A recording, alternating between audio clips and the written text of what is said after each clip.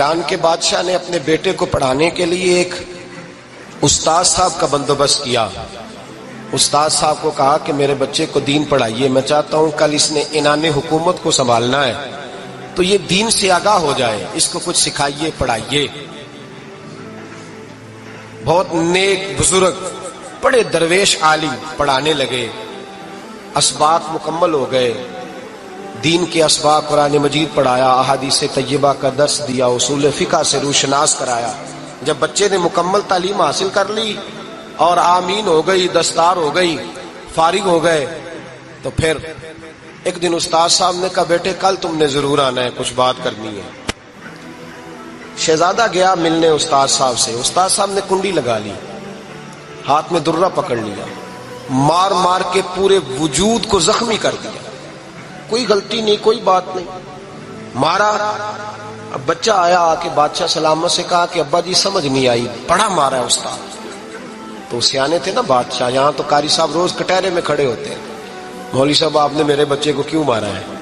آپ 8,000 کے مولوی ہیں، میرا کئی کروڑ کا بچہ ہے، سویرے بدل لیں گے. خبردار آپ نے بچے کو ہاتھ لگایا، اپنی حیثیت میں رہے معاذ. جو قومیں استادوں کو کٹہروں میں کھڑا کرتی ہیں وہ ترقی نہیں کر پاتی. جو استادوں کو کٹہروں میں روز کھڑا کرتے ہیں. کہا ابا جی بڑا مارا ہے. تو والد بڑے سمجھدار تھے، کہنے لگے بیٹا استاد باپ ہوتا ہے، وہ زیادتی نہیں کرتا، کوئی بات ہوگی، میں تیرے استاد کو کٹہرے میں نہیں بلاؤں گا. اماں سے بات کی، اماں کہنے لگی بیٹا میں تیرے باپ سے کیسے بات کروں، ڈر آتا. وقت گزر گیا، 22 سال بیت گئے، 22 سال گزر گئے. بادشاہ کا انتقال ہوا، شہزادہ تخت پہ بیٹھا. پہلا حکم یہ دیا کہ میرے استاد کو بلاؤ. پہلا حکم. استاد جی بوڑھے ہو گئے تھے، چھڑی کے اوپر ٹیک لگا کے آئے اور بھویں سفید ہو کے جھک گئی تھیں. یوں آنکھ کھول کے بڑی مشکل سے دیکھا، کہنے لگے شہزادے حکم ہو. کب میں شہزادہ نہیں، اب میں بادشاہ بن گیا ہوں. استاد جی 22 سال بیت گئے، آپ نے مارا تھا، پر وہ درد چونکہ زیادتی کی تھی، میرا قصور کوئی نہیں تھا، تو نہ میری روح سے درد گیا ہے نہ میرے جسم سے گیا ہے. میں بے اختیار تھا، پوچھ نہیں سکتا تھا، آج با اختیار ہوا ہوں. سب سے پہلے پہلا حکم آپ کو دیا، بلایا ہے، بتائے کیوں مارا تھا، کیوں مجھے مارا تھا، میری زیادتی بتائے.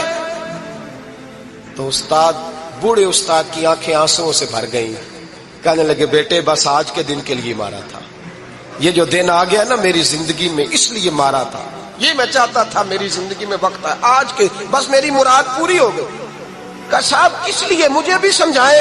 آپ فرمانے لگے کتنی دیر ہو گئی تجھے مار کھائے ہوئے، کتنا زمانہ بیت گیا. کہنے لگا 22 سال. فرمایا زخم بھولے تو نہیں، درد ختم تو نہیں ہوئی، تمہیں بات 1 منٹ کے لیے بھی تمہارے حافظے سے محو تو نہیں ہوئی. کہ استاد جی روز رات کو یاد آتی، روز خیال آتا تھا. استاد کہنے لگے بھائی تو بے اختیار تھا، پوچھ نہیں سکا، 22 سال تجھے یاد رہا، مجھے پتا تھا تو ایک دن حکمران بنے گا، میں نے تجھے اس لیے مارا تھا کہ بیٹے یاد رکھنا، کسی پہ ظلم نہ کرنا. اگر تجھے 22 سال تک یاد رہا ہے تو جس پر تو ظلم کرے گا اسے بھی قیامت تک یاد رہے گا. اور یہ یاد رکھنا تو آج با اختیار ہوا تو تو نے مجھے بلا لیا ہے، قیامت کے دن غریب با اختیار ہو جائیں گے، مظلوم با اختیار ہو جائیں گے. وہ با اختیار ہوں گے للہ الواحد القہار، رب کریم کی بارگاہ کے اندر ان کا اختیار ہوگا، اکیلے اللہ کی حکمرانی ہوگی. پھر وہ بلائیں گے بڑے بڑے کج کلا، دنیا میں جن کی پگڑیاں اونچی تھی وہ سر جھکائے کھڑے ہوں گے. دنیا میں جو ڈکٹیٹر بنتے تھے ان کی پشتیں لال ہوں گی، ان کو غدار لکھا جائے گا، قیامت تک نہیں بھولے گا. ظلم کرنا تو سوچ سمجھ کے کرنا، اتنا کرنا جتنا تم سہ سکتے ہو، اتنی زیادتی کرنا جتنی قیامت میں تم برداشت کر سکتے ہو. میرے نبی کریم صلی اللہ علیہ وسلم نے فرمایا ظلم سے بچو، یہ قیامت کے اندھیروں میں سے ایک اندھیرا ہوگا. زندگی میں زیادتی نہ کریں. اگر تھوڑی دیر کے لیے کوئی چیز برداشت کر جائیں گے تو وہ فائدہ دے جائے گی، کچھ دیر کے لیے اگر سہ جائیں گے تو نفع مل جائے گا. سہنے کی کوشش کریں لیکن زیادتی نہ کریں. نظر کو، سوچ کو، ذہن کو پاک رکھیں. اور میرے بھائی زندگی پوری ظلم سے بچیں، زیادتی سے بچیں. امیر المومنین حضرت جناب سیدنا عمر فاروق رضی اللہ تعالیٰ عنہ رات گھر میں تھے تو رونے لگے، بڑی دیر تک روتے رہے.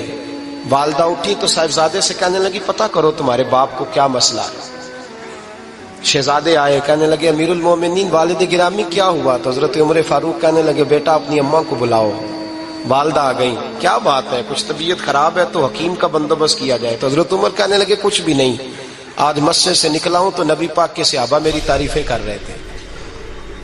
یہ حضرت فاروق اعظم کے وصال کے قریب کے دن ہے. تعریفیں تو حضرت یہ رونے کی بات ہے کہ خوش ہونے کی؟ آپ فرمانے لگے نہیں, سوچتا ہوں باہر تو میں اچھا رہا ہوں, پتہ نہیں گھر میں ہی کوئی زیادتی نہ ہو گئی ہو, پتہ نہیں تمہارے ساتھ بھی میرے معاملات ٹھیک تھے کہ نہیں. صحابہ تو تعریف کرتے ہیں, رو رہا ہوں تمہاری وجہ سے نہ الجھ جاؤں, بیوی ہی نہ کہے میرا حق ہی ادا نہیں کیا. یہ لفظ کہتے کہتے پہاڑ ہے یہ شخص, کیسر و کسرا کانپتے ہیں. حضرت عمر رو پڑے, بی بی سے کہنے لگے مجھے اللہ کی رضا کے لیے معاف نہیں کر دیتی؟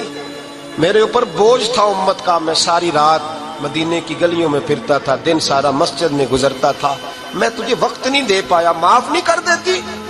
تو زوجہ کہنے لگی نہیں عمر, میں نے بھی زندگی میں اپنا کوئی سکھ چین نہیں دیکھا, کوئی چاؤ پورا نہیں کیا, میں کیسے معاف کر دوں, میں نہیں معاف کرتی. حضرت عمر زمین پہ بیٹھ گئے, رونے لگے, کہنے لگے چل معاف کر دے. کہنے لگی ایک وعدہ کرو, قیامت کے دن رب کریم کی بارگاہ میں میری سفارش کرو گے, اللہ کی بارگاہ میں عرض کرو گے کہ اللہ اچھی تھی, مجھے کپڑے دھو کے دیتی تھی, روٹی پکا کے دیتی تھی, میری عزت کی محافظ تھی. جناب عمر کہنے لگے تیرے ساتھ وعدہ ہے, رب اپنے فضل سے عمر کو جنت دے گا تو عمر تجھے جنت میں ساتھ لے کر کے جائے گا, تیرے ساتھ وعدہ ہے. میرے بھائی جن کے دلوں میں احساس تھا کہ ہم سے کوئی زیادتی نہ ہو جائے کسی جگہ, وہ تو یہاں تک معاملہ کرتے تھے, یہاں تک ان کا خیال رہتا تھا. عزیزو, ایک تو نظر میں حیا پیدا کریں, والدین کی بہت بڑی ذمہ داری ہے. لاکھوں بچے مرضی کی شادیاں کر رہے ہیں, ہزاروں گھر اجڑ رہے ہیں. یہ وہ والا زہر ہے جو ہر گھر میں تیزی سے پھیلتا چلا جا رہا ہے. پہلے ہم کہتے تھے کہ بچہ باہر نہ نکلے, اب کہتے ہیں اللہ کہیں موبائل لے کے تنہا نہ بیٹھ جائے, کہیں تنہا نہ بیٹھ جائے. کیا بنے گا اس کا اگر یہ گندگی اور یہ ایسا نشہ ہے جو اجاڑ کے رکھ دیتا ہے انسان کی توانائیوں کو. ایک تو ذہن کو, طبیعت کو پاک رکھیں, دوسرا زیادتی کبھی نہ کریں. یہ دو سبق اگر امت کو یاد ہو جائیں تو پھر معاشرہ بڑی تیزی سے اصلاح پذیر ہوگا. نہ دیکھو دنیا کیا کہتی ہے, یہ دیکھا کرو رسول اللہ کیا کہتے ہیں. نبی پاک, چھوڑ دو ساری دنیا کے دھوکے, سارے فیشن, ساری رسومات, ساری تہمات, چھوڑ دو. نبی پاک کی غلامی عزت ہے, حضور کی غلامی. یار بندہ بالکل بے عمل ہونا, بالکل, تو میری طرح داڑھی رکھ کے پگڑی باندھ کے بس میں بھی چڑھ جائے تو کئی لوگ سیٹیں خالی کر دیتے ہیں, کہتے ہیں بزرگوں یہاں آ جائیں, حضرت جی یہاں آ جائیں. تو پھر عزت کس چیز کی ہوئی؟ سنت مصطفیٰ کی ہوئی نا, پھر عزت نبی پاک کی سنت کی ہوئی نا, وقار کی ہوئی نا. ایک صاحب, ایک بچے نے داڑھی رکھ لی تو مجھے آگے کہنے لگے حضرت جی لوگ بڑے بڑے لقب دینے لگے ہیں. میں نے کہا کیا؟ کوئی کہتا ہے حضرت صاحب, کوئی کہتا ہے قاری صاحب, کوئی کہتا ہے حافظ صاحب, کوئی کہتا ہے علامہ صاحب. تو میں نے کہا تیری موج نہیں بن گئی, 4 سالوں میں حفظ ہوتا ہے, تجھے مفت کا لقب مل گیا ہے. درس نظامی 8 سال میں ہوتا ہے, مفت کا علامہ بن گیا ہے. تجھے وقار نہیں دے دیا اللہ تعالیٰ نے, عزت. میرے اعلیٰ حضرت فرماتے ہیں عزت صاحب طبقات کہتے ہیں. میرے مصطفیٰ کریم سید عالم صلی اللہ علیہ وسلم کے وصال ظاہری کے ایام قریب آئے تو حضور نے سرخ پٹی باندھی, تیز بخار ہے نبی کریم کو. 2 صحابہ سہارا دے کے مسجد میں لائے. نبی پاک علیہ السلام کو بظاہر سہارا دے کے لایا گیا. کریم رسول نے لوگوں کو جمع کیا, حضور آج کیا ہونے والا ہے, آج کیا کہا جائے گا, آج کس لیے میٹنگ بلائی ہے. نبی کریم کے کل صحابہ جب مسجد میں جمع ہوئے تو کھچا کھچ مسجد بھری ہے. وصال ظاہری سے چند یوم پہلے کی بات. نبی پاک نے فرمایا آج تمہیں کوئی جہاد کی ترغیب نہیں دینی, آج کوئی نیا پیغام نہیں دینا, آج تمہیں بتانا ہے کہ رب نے اپنے بندے کو اختیار دیا ہے, چاہے تو دنیا میں رہے, چاہے تو اس کی بارگاہ میں حاضر ہو جائے. اس عبد نے بارگاہ ربوبیت کی طرف لوٹنے کا ارادہ کر لیا ہے. حضرت صدیق اکبر رونے لگے تو صحابہ نے کہا تمہیں کیا ہوا؟ کہنے لگے سمجھ نہیں رہے, کسی کی بات نہیں کر رہے, نبی پاک تو اپنی بات فرما رہے ہیں, اس نے جانے کا ارادہ کر لیا. سنیے میرے بھائی, محبوب پاک نے فرمایا بھائی کسی شخص کو میری طرف سے کوئی تکلیف پہنچی ہو تو بدلہ لے سکتا ہے, بدلہ لے سکتا ہے, کسی کو تکلیف پہنچی ہو. صحابہ پھوٹ کے رونے لگے, محبوبہ کرم ہی کرم ہوا ہے, रहमत ही रहमत आई। आपके बारे में गुमान करने वाला भी दायरा ईमान से निकल जाएगा। हुजूर आप क्या फरमा रहे हैं? फरमाया नहीं भाई उठो। पीछे से जनाब अकाशा बिन मोहसन उठे, हाथ कांपते हैं, आगे बढ़े, कहने लगे या रसूल अल्लाह, एक जंग के मौके पर आपने दुर्रा मारा था, नंगी पीठ पर सफ़ें सीधी कराते, बात दिल में रह गई है, मैंने बदला लेना है। नबी करीम ने फरमाया बिलाल दौड़ के जाओ, फातिमा के घर दुर्रा पड़ा है, दुर्रा लाओ। सैयदना बिलाल हबशी कहते मैं गया, दस्तक दी सैयदा तैयबा ताहिरा। हजरत फातिमा फरमाने लगी बिलाल कैसे आए हो? अम्मा जी वो दुर्रा चाहिए था।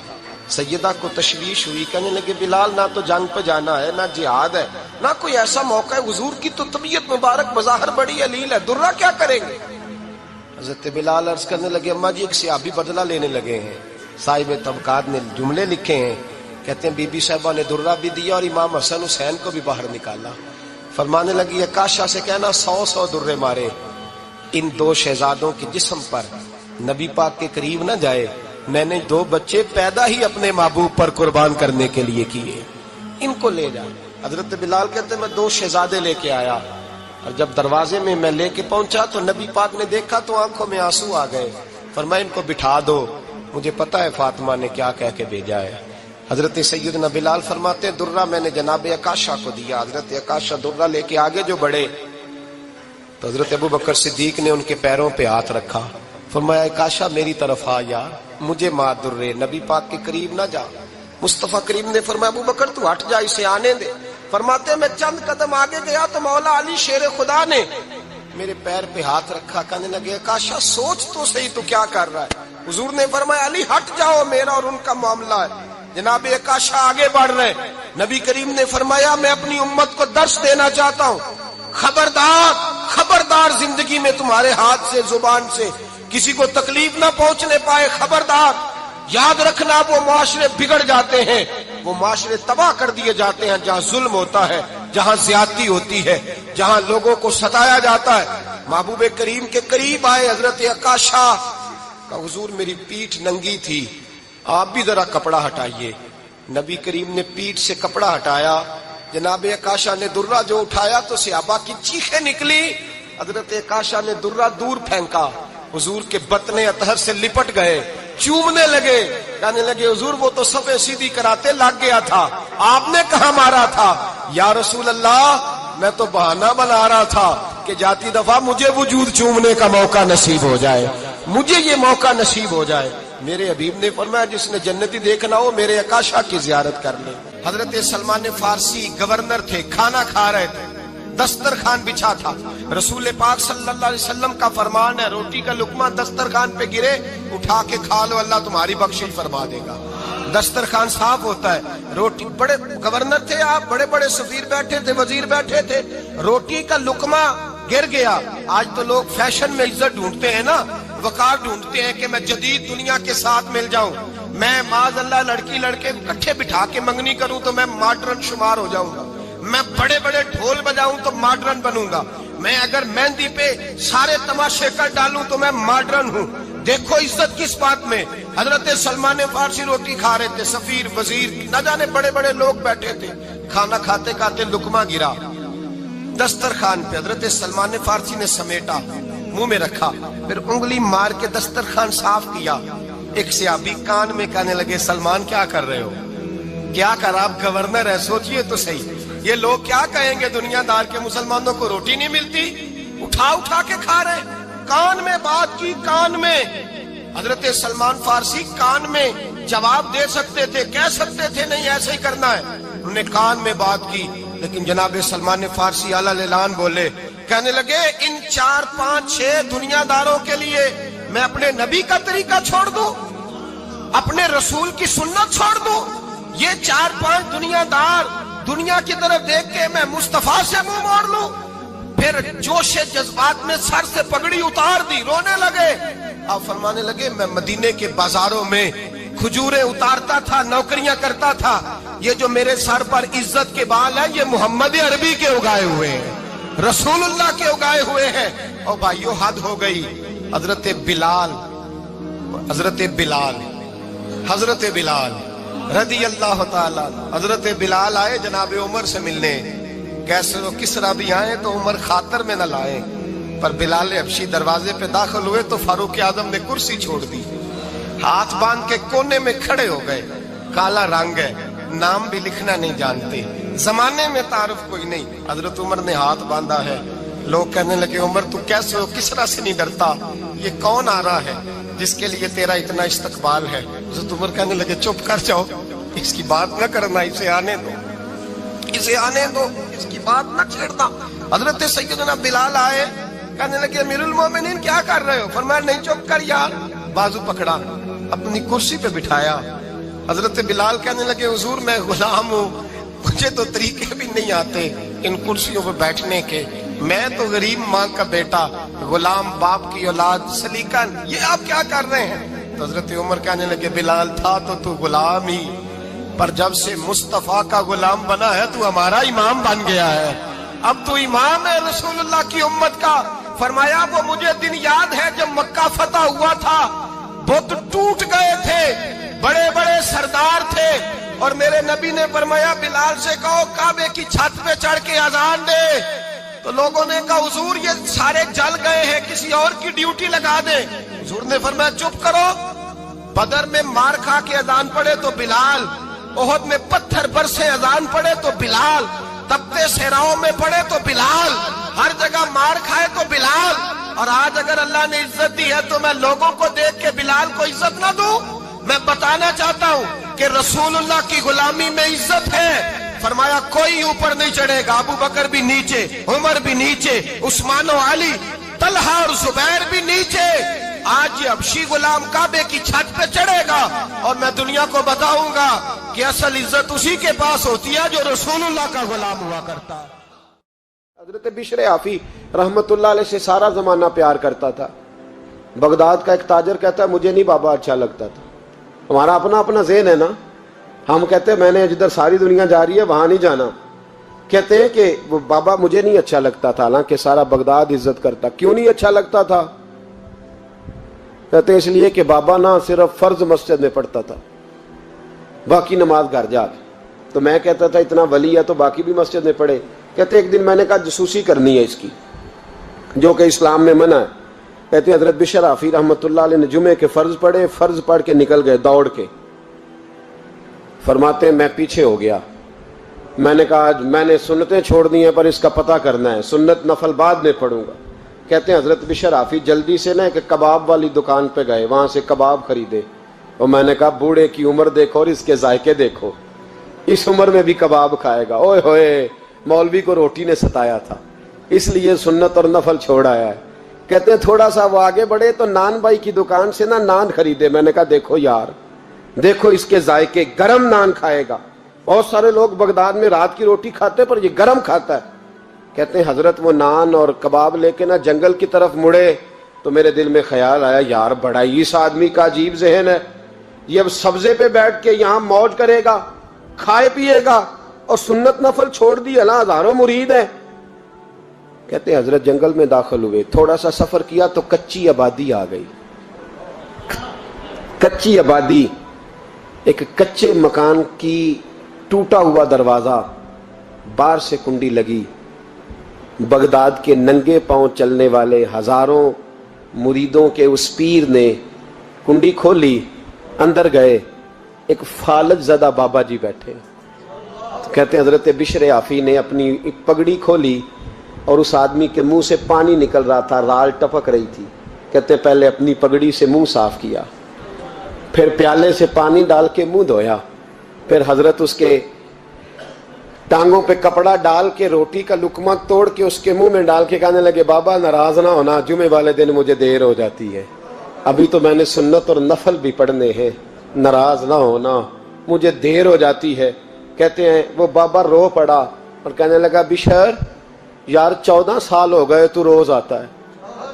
14 साल, ये एक सदी का किस्सा है, 2-4 बरस की बात नहीं।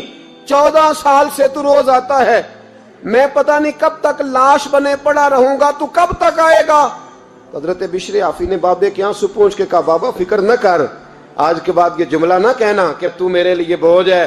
फरमाया लोग समझते हैं कि मैंने इबादत करके मकाम पाया है, لوگ سمجھتے ہیں میں نوافل زیادہ پڑھتا ہوں، دنیا جانتی ہے کہ میری رات کی تسبیح زیادہ مضبوط ہے، پر میں ان میں سے کوئی بات بھی نہیں، میں تو تیری نوکری کرتا ہوں تو اللہ نے میری عزتوں میں اضافہ فرما دیا ہے۔ سوچ ہی صاف نہیں، نظریہ ہی ٹھیک نہیں، فکر ہی ٹھیک نہیں۔ اسلام نظریے کا مذہب ہے،